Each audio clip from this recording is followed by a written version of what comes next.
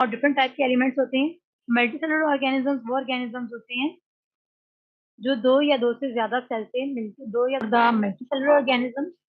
Multicellular organisms are those organisms who are composed on two or more than two cells. ठीक है, multicellular organisms to और more than to cell से बने होते हैं। And this organism are able to be seen with the naked eye. हम आम आंख से देख सकते हैं, हमें इसके लिए कोई स्पेसिफिक माइक्रोस्कोप मैग्नीफाइंग ग्लास की जरूरत नहीं है। ठीक है, और these organisms need all parts to of itself to survive. इन्हें सर्वाइव रहने के लिए और नेसेसरी पार्ट्स की जरूरत होती है। ठीक है, लाइक सर्कुलेटरी सिस्टम हो गया या मूवमेंट लोकोमोशन के लिए हो गए। ठीक है, इनकी जरूरत होती है। अब उसके बाद है हमारे पास मल्टीसेलुलर ऑर्गेनिजम्स की डिफरेंट एग्जांपल्स हैं। ये कॉमन एग्जांपल्स हैं, जैसे कि brassica campestris mustard plant. Mustard plant इस तरह का होता है दिखने में, जिसे हम कहते हैं सरसों भी कहते हैं। ठीक है, कॉमन नेम सरसों है या मस्टर्ड है, एंड बायोलॉजिकल नेम है ब्रासिका कैम्पेस्ट्रिस। फैमिली है इसकी ब्रासिका। ठीक है, एंड प्रोसिकेयर। एंड मल्टीसेलुलर ऑर्गेनिजम्स हैं, हाइट टिपिकली तकरीबन 1 to 2 मीटर टॉल होता है ये। विंटर सीजन में कल्टीवेट किया जाता है। लीव्स इसके यूज किए जाते हैं एज ए वेजिटेबल, जिसे हम साग कहते हैं। ठीक है, इसके सीड यूज किए जाते हैं फॉर एक्सट्रैक्शन ऑफ ऑयल, सरसों का तेल। वेजिटेटिव पार्ट इसके रूट स्टेम एंड लीव, ये इसके वेजिटेटिव पार्ट है। रिप्रोडक्टिव पार्ट है इसका फ्लावर। ठीक है, और हर फ्लावर जो है वो येलो कलर का होगा और प्रोड्यूस करेगा सीड्स। फिर वो सीड्स हम यूज करते हैं for the extraction of oil. Now वो हम बात कर रहे थे प्लांट की, अब हम बात करें एनिमल्स। एनिमल्स में मल्टीसेलुलर की अगर हम बात करें तो ये है फ्रॉग। ठीक है, फ्रॉग का बायोलॉजिकल नेम है राना टेग्रीना। मल्टीसेलुलर ऑर्गेनिज्म है।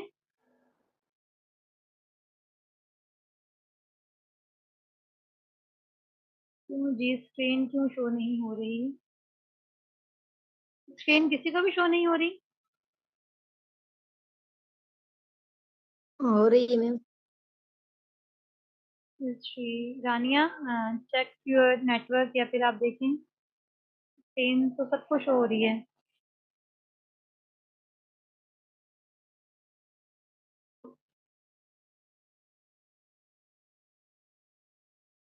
ठीक है, शायद फिर उनका नेटवर्क प्रॉब्लम हो या कोई इशू हो।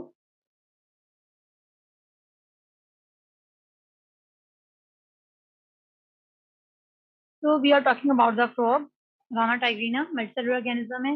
एम्फीबियन है। एम्फीबियन हम किसे कहते हैं? एम्फीबियन हम कहते हैं ड्यूअल नेचर ऑफ लाइफ, जिनकी ड्यूअल नेचर ऑफ लाइफ है। ठीक है, मीन्स ये water as well as terrestrial land, खुशकी में रह सकते हैं, दोनों पे, दोनों जगह सर्वाइवल इनका पॉसिबल है, तो ये कहलाते हैं एम्फीबियन। अब इसमें एक चीज आपने अक्सर देखी होगी जिन्होंने रिसेंटली स्टडी की है बुक्स की, कि इसके लिए एक और बायोलॉजिकल नेम आ रहा है फ्रॉग के लिए। आप में से किसी को याद है?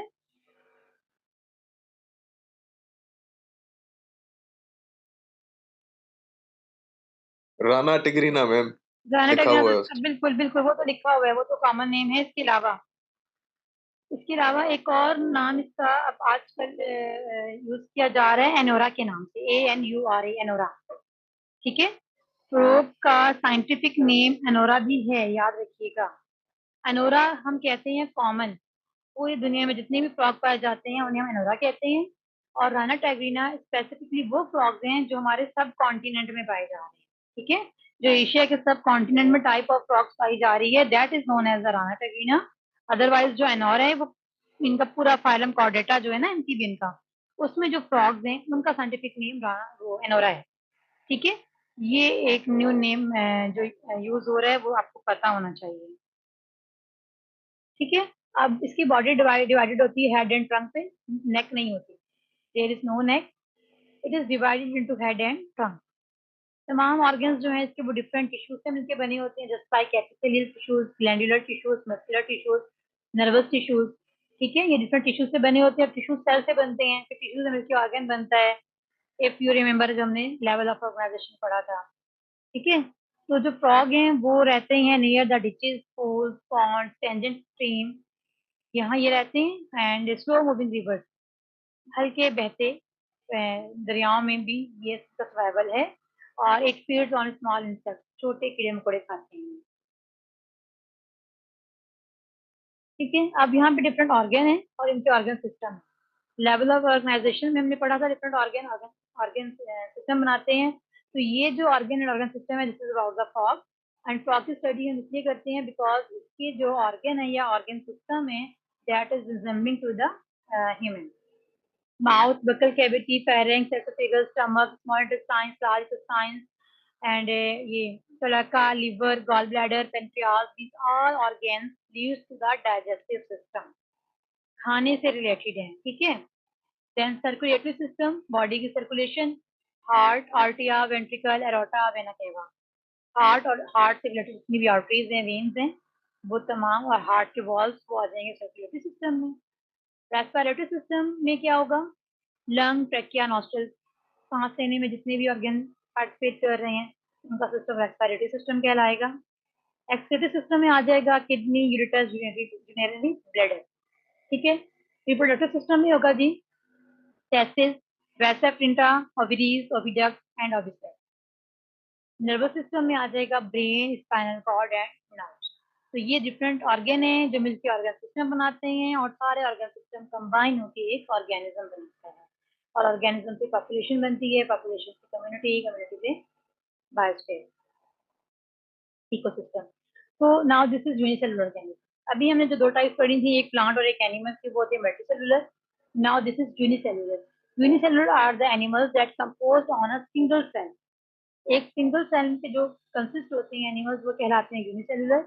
इन्हें हम नेक्ड आई से नहीं देख सकते, इसके लिए माइक्रोस्कोप का यूज किया जाता है। इसमें जो एग्जांपल है that is amoeba, amoeba protist. Unicellular organism है, यूकैरियोट है।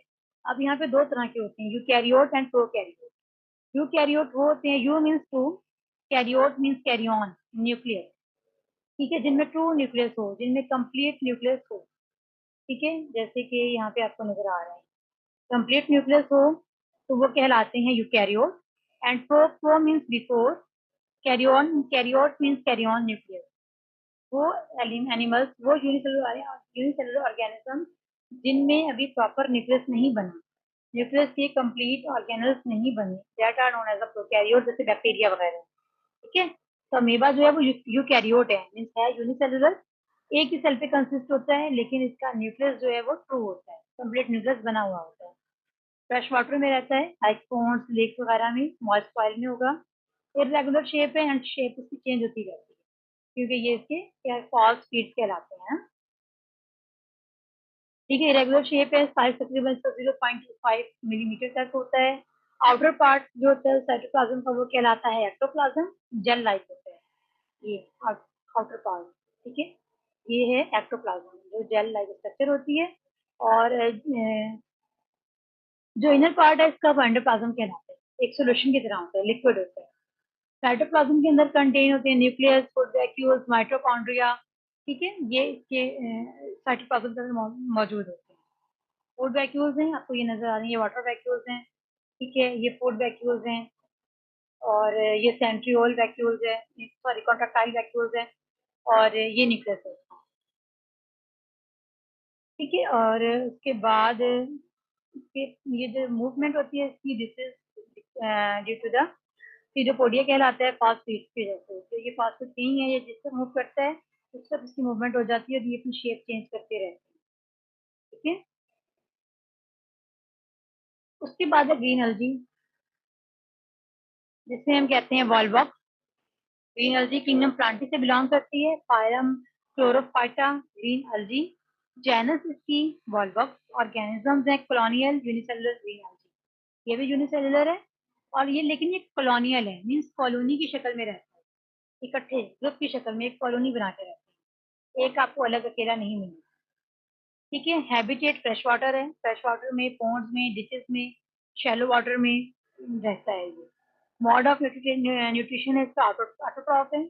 ऑटोट्रॉफ वो होते हैं जो अपना खाना खुद बनाते हैं, ऑटो मीन्स ऑटोमेटिक, खुद कार। सॉफ्ट मीन्स फूड, मतलब अपना खाना जो खुद बनाते हैं, खुदकार तरीके से बनाते हैं, किसी और पर डिपेंडेंट नहीं होते या किसी का शिकार करके नहीं खाते। और ऑटोट्रॉफ हैं, और जो ऑटोट्रॉफ होते हैं उनका मेन सोर्स जो होता है वो फोटोसिंथेसिस ही होता है। Sunlight, water and carbon dioxide की प्रेजेंस में ये फॉर्म करते हैं ग्लूकोज एंड स्टार्च, और एनर्जी की ग्लूकोज और स्टार्च की शक्ल में एनर्जी स्टोर करते हैं एंड देन यूटिलाइज करते हैं। तो फोटोसिंथेसिस के जरिए ये करते हैं अपनी न्यूट्रिशन। स्फेरिकल कॉलोनी, जैसे कि आपको ये नजर आ रही है, ये इनकी एक कॉलोनी है वॉल्वॉक्स की, ठीक है। तो एक स्फेरिकल कॉलोनी में तकरीबन 500 से लेकर 60,000 इंडिविजुअल्स होते हैं, ठीक है। एक स्फेरिकल कॉलोनी में 500 से लेकर 60,000 वॉल्वॉक्स, 60,000 ग्रीन एल्गी पाए जाएंगे। ये इनकी स्ट्रक्चर है। ये ग्रीन एल्गी है, ये न्यूक्लियस, क्लोरोप्लास्ट, क्लोरोप्लास्ट की वजह से कलर ग्रीन होता है, जो कि फोटोसिंथेसिस के लिए बहुत जरूरी है, लाइट एब्जॉर्प्शन के लिए। और आई स्पॉट हो गया, कॉन्ट्रैक्टाइल वैक्यूल इसका, एंड फ्लैजिला। जिस तरह अमेबा के लिए सीडोपोडिया था उसकी मूवमेंट के लिए, इस तरह ये इसका ग्रीन एल्गी के लिए इसके ये फ्लैजिला होते हैं जिनसे ये मूव करते हैं, धागे नुमाइशी काम होती है जिन्हें हम कहते हैं फ्लैजिला, ठीक है।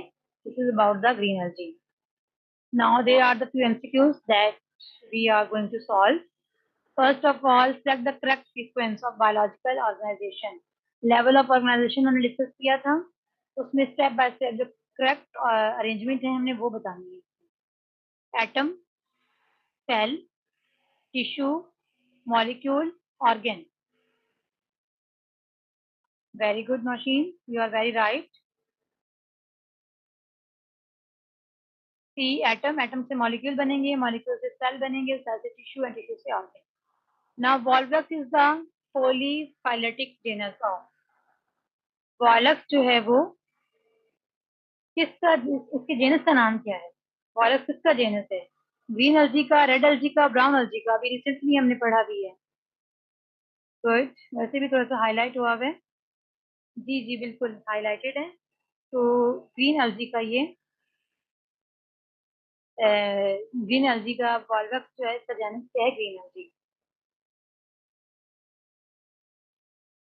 अब ये कुछ एमसीक्यूज हैं, ये भी हाईलाइटेड ही हैं।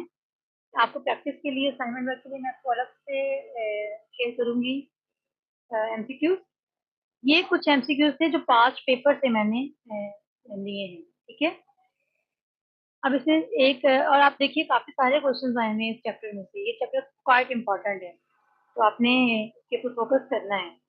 अब क्वेश्चन है इसमें, place of living living according to the particular environment of living thing. Living thing का एक पर्टिकुलर एनवायरनमेंट जो है उसे हम क्या कहते हैं? एक लिविंग थिंग एक खास जगह रहे, जैसे पानी के जानदार पानी में रहते हैं, खुश्की के जानदार खुश्की में रहते हैं, तो वो उनका एक, habitat ma'am.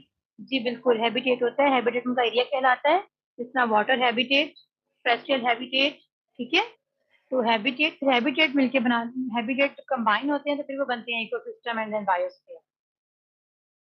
Area where river meets with sea, वो एरिया जहाँ पे दरिया समंदर से मिलते हैं उस एरिया को क्या कहते हैं?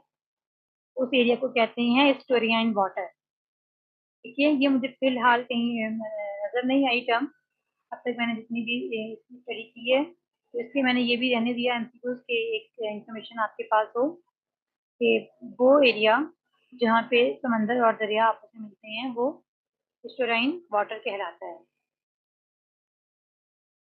The study of insect, study of insect किसे कहते हैं? एंटोमोलॉजी पढ़ा है अभी हमने, Entomology. जी। Pharmacology study, Entomology. बिल्कुल pharmacology study of drugs medicine. Morphology study of shape and size.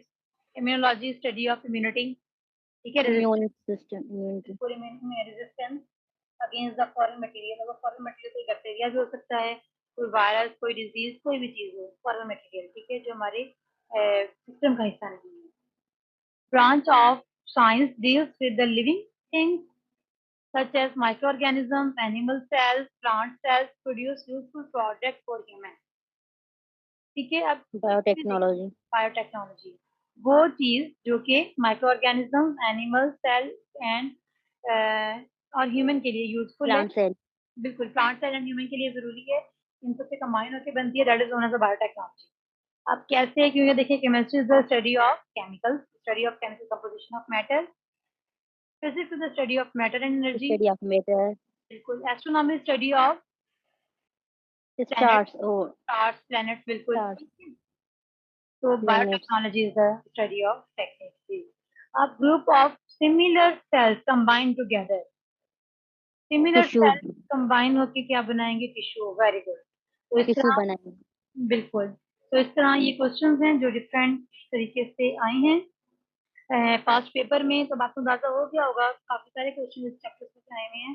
तो आपने इस चैप्टर को अच्छे से गो थ्रू करना है. ठीक है. बहुत इम्पोर्टेंट इंफॉर्मेशन है इसमें. So this is all about today introduction of biology. Introduction.